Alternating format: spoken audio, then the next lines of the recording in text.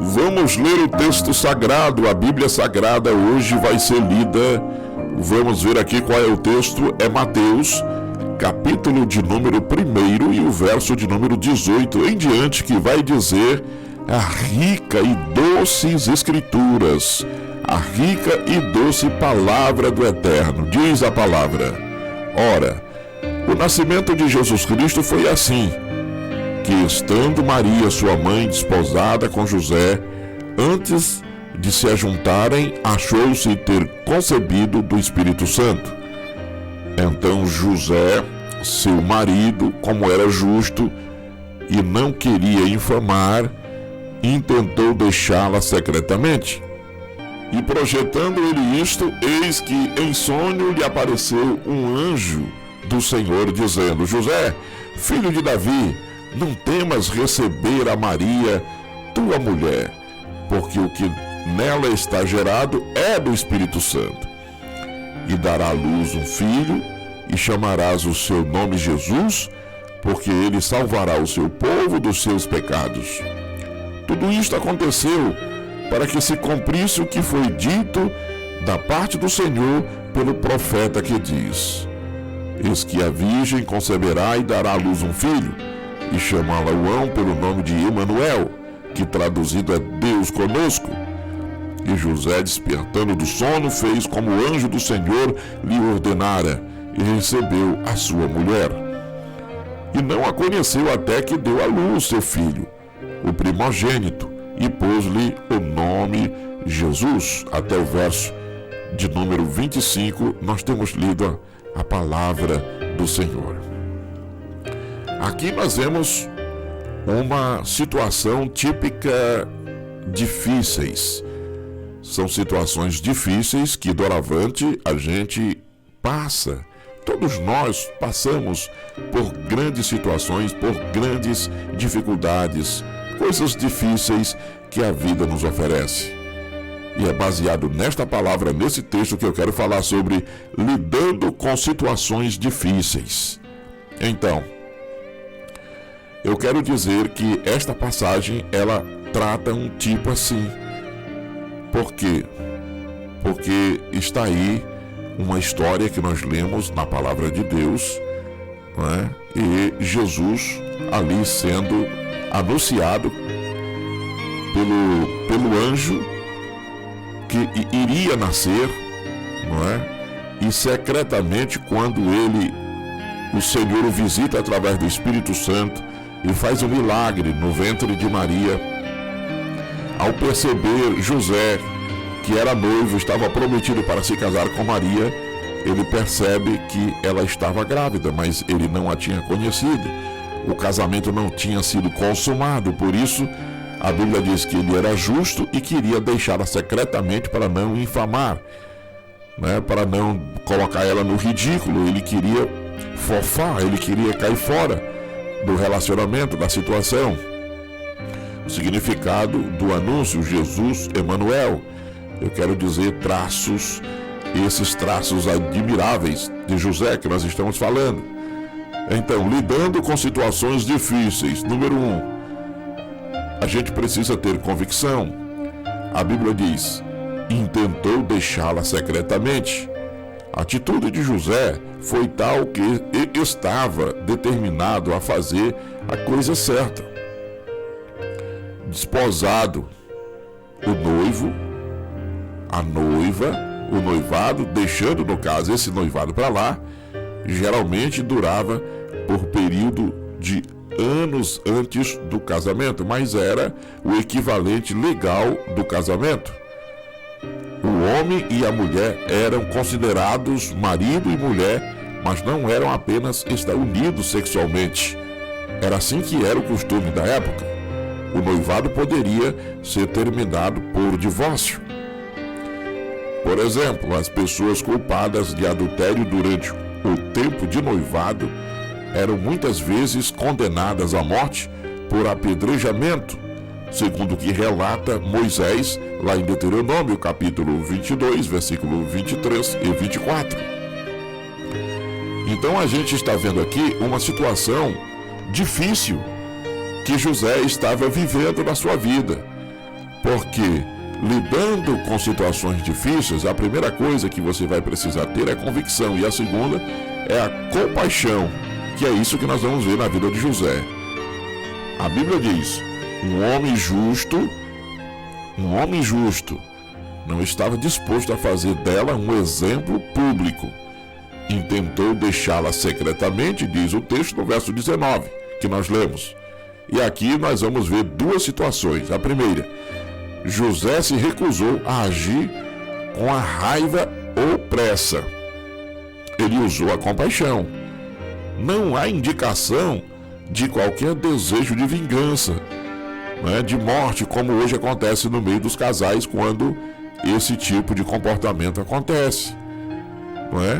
Geralmente existe uma sede de vingança muito grande. É Deus que tenha compaixão e misericórdia dos nossos dias. O segundo detalhe que nós vamos ver desse ponto de compaixão é que, observe, José, a Bíblia diz, e projetando ele isto.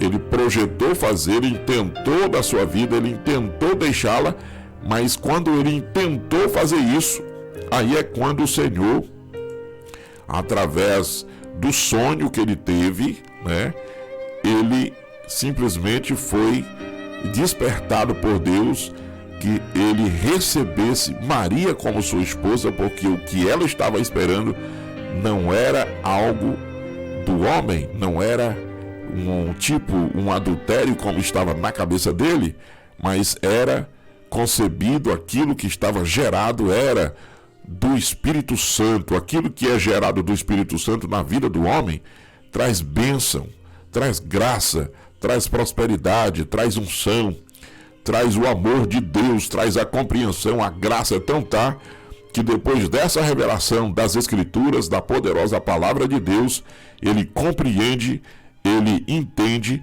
e recebe ela como sua esposa. A Bíblia diz que ele recebe Maria como sua mulher. E versículo 24, a Bíblia diz: e José, despertando do sono, fez como o anjo do Senhor lhe ordenara e recebeu a sua mulher. Ele recebeu ela como sua esposa. Porque, como nós já citamos aqui antes, dos casamentos tinha essa questão. Se noivavam e passavam um período. Esse período era um período de teste, para ver quem de fato estava apaixonado um pelo outro, para ver de fato quem era que estava querendo compromisso de verdade. Como já foi relatado aqui muitas vezes, no ato do noivado, antes do casamento, um dos casais era executado porque eles eram pegos em atos de adultério. Era assim que versava a lei lá em Deuteronômio, conforme nós já falamos aqui. Então, era assim que acontecia, mas José, ele tinha a compaixão. Nós vamos ver também que, lidando com situações difíceis, depois, primeiro da convicção, segundo da compaixão, agora, conformidade. Conformidade com a vontade de Deus. Estar nos conformes da vontade de Deus é algo tremendo. José fez como o anjo lhe ordenara. Quando a gente vai estar nos conformes da vontade de Deus, a gente vai conseguir superar as dificuldades difíceis que virá. Agora você pode ter certeza que virá. Então José ele fez como o anjo lhe ordenara e recebeu a sua esposa. José se viu entre a cruz e a espada nesse momento. Não foi fácil para ele. Ele viu somente duas opções: divorciar-se de Maria secretamente ou deixá-la ser apedrejada. Porque o que ele temia aqui, no caso dela, era a morte dela. Ela era o apedrejamento, porque se ele abrisse a boca e falasse alguma coisa, você pode ter certeza que o problema estava instalado. O fato dele tentar sair de mansinho secretamente era para poupar a vida dela. Mas eu quero dizer o seguinte: mas Deus apresentou uma terceira opção: casar-se com ela. Ora, casar-se com ela traria, no caso, a legalidade nos conformes da vontade de Deus. Quando José acreditou no anjo do Senhor, ele já não estava mais com medo. Ele já sabia, porque Deus estava falando com ele. Ele já sabia que o Espírito Santo estava no controle da vida dela e no controle também da sua vida. Ele sabia disto. Por isso que nós estamos falando nesta manhã sobre lidando com situações difíceis. Convicção, compaixão, conformidade com a vontade de Deus. E número 4, controle. Olha, gente, no momento muito complicado, você precisa de controle sobre si mesmo. E é isso que nós vemos na vida desse personagem. José não a conheceu até que deu à luz o seu filho primogênito. Olha só, ele tinha tanto controle sobre si mesmo que aqui nesse texto a Bíblia diz que ele veio a conhecer só depois que ela ganhou a criança. Não deixa dúvidas quanto a Jesus ser concebido de uma virgem. Observe que lá em Mateus 1, verso 16, vamos ver aqui o versículo 16, o texto diz: E Jacó gerou a José, marido de Maria, da qual nasceu Jesus, que se chama Cristo. Que se chama Cristo, o nosso ungido, o nosso Salvador. Então, a Bíblia fala a respeito dessa situação. E aqui temos que ter o controle sobre o nosso corpo. Nós precisamos aprender essas lições. Na primeira missiva de Paulo aos Coríntios, no capítulo de número 6, e o verso 19, e o verso de número 20, vai dizer exatamente assim a poderosa palavra de Deus. No versículo de número 19, o texto diz: Ou não sabeis que o vosso corpo é templo do Espírito Santo, que habita em vós, proveniente de Deus, e que não sois de vós mesmos? Porque fostes, versículo 20, porque fostes comprados por bom preço, glorificar, pois, a Deus no vosso corpo e no vosso espírito, os quais pertencem a Deus. Ora, aqui nós estamos vendo que nós temos que ter o controle do nosso corpo. É lógico que nós, por nós mesmos, a gente não vai ter o controle. O que nós descobrimos aqui na vida de José é que ele tinha os frutos do Espírito Santo na sua vida. Ele tinha os frutos do Espírito Santo nas suas atitudes. Ele tinha os frutos do Espírito Santo na sua caminhada. Ele tinha os frutos do Espírito Santo no seu caráter. Ele tinha os frutos do Espírito Santo no controle das suas emoções. Então nós vamos ver que o controle aqui é nas palavras, é os nossos pensamentos. E Filipenses, no capítulo de número 4 e o verso de número 8, a Bíblia vai dizer assim lá, nesta passagem. Eu faço questão de trazer aqui o texto bíblico, porque é a poderosa palavra de Deus que traz a revelação completa para nossas vidas. Então ele vai dizer em Filipenses 4, versículo de número 8, diz o texto: Quanto ao mais, irmãos, tudo o que é verdadeiro, tudo o que é honesto, tudo o que é justo, tudo o que é puro, tudo o que é amável, tudo o que é de boa fama, se há alguma virtude, se há algum louvor, nisso pensai. Olha o que a Bíblia nos ensina, que nós devemos falar aquilo que é bom, os nossos pensamentos, ter o controle. Olha, qualquer coisinha que acontece, a pessoa perde o controle e já começa a xingar o próximo, já começa a falar. Às vezes isso acontece na esfera marital, na esfera conjugal. O esposo não tem paciência com a esposa, ou vice-versa. Qualquer situação e problema já vem para cima, já vem trazer desabores, já vem trazer coisas indiferentes, palavras desagradáveis, que atinge as emoções, atinge o caráter das pessoas.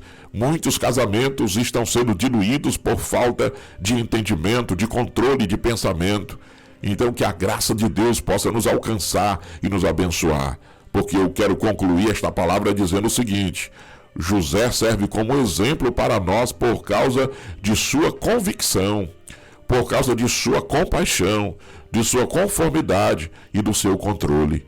Que o Espírito Santo te encha, te toque, te abençoe e te guarde e te dê a graça nesta manhã maravilhosa. Eu sei que Ele está te visitando. Nós vamos orar pela sua vida agora, porque Ele está no controle do seu coração, no nome de Jesus. Maravilhoso Deus, Pai bendito, eterno Senhor, graças te damos pela revelação desta palavra humilde, mas é a tua palavra. Senhor Jesus, o Senhor sabe que nós não somos nada. O Senhor sabe que nós somos o menor da tua casa. Mas eu te louvo porque tu és o maior.